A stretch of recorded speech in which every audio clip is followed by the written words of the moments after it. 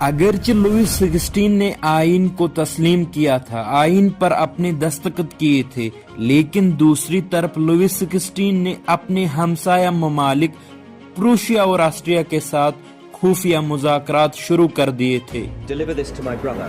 We must have the support of Austria and Prussia. The main force must cross the Rhine here. We strike swiftly to secure the king. ان کا مقصد تھا کہ آئین کو ختم کیا جائے اور مونارکی سسٹم کو ریسٹور کیا جائے۔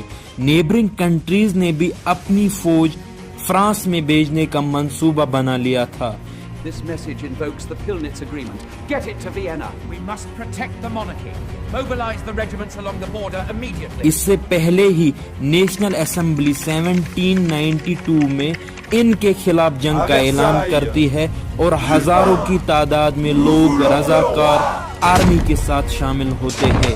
انہوں نے دیش بھکتی کے کچھ گیت گائے، ان میں ایک گیت مرسیلز بھی تھا جو آج بھی فرانس کا نیشنل اینتھم ہے، اور اس کو کمپوز کیا تھا راجر ڈی لیزل نے۔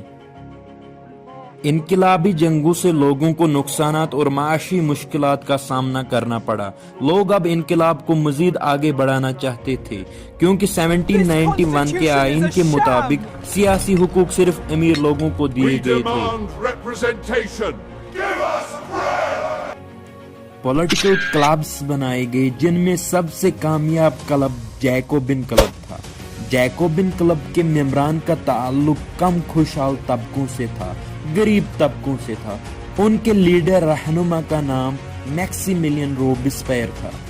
جیکوبنز کے بہت سارے ممبران لانگ سٹرپ ٹراؤزرز پہنتے تھے اور نوبل سے الگ طرح کے فیشنیبل لوگ دکھ رہے تھے۔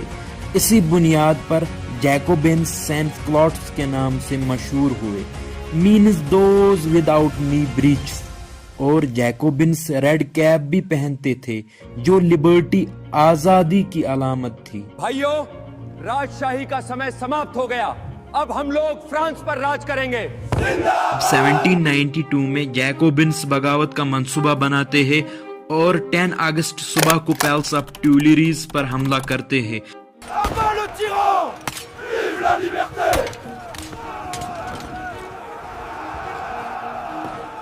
وہاں لوئس 16 کے باڈی گارڈز کو قتل کرتے ہیں اور بادشاہ کو گرفتار کرتے ہیں۔ اس کے بعد فرانس کے ہر مرد، امیر یا غریب، 21 ایئرز اور ابو 21 ایئرز کو ووٹنگ رائٹس دیتے ہیں، الیکشنز کرواتے ہیں، ایک نیو اسمبلی الیکٹ کرتے ہیں۔ اس نیولی الیکٹڈ اسمبلی کو کنونشن کہا گیا۔ پھر یہی اسمبلی بادشاہت، مونارکی سسٹم کو ختم کرتی ہے اور فرانس کو جمہوری قرار دیتی ہے۔ The monarchy is abolished. The national control.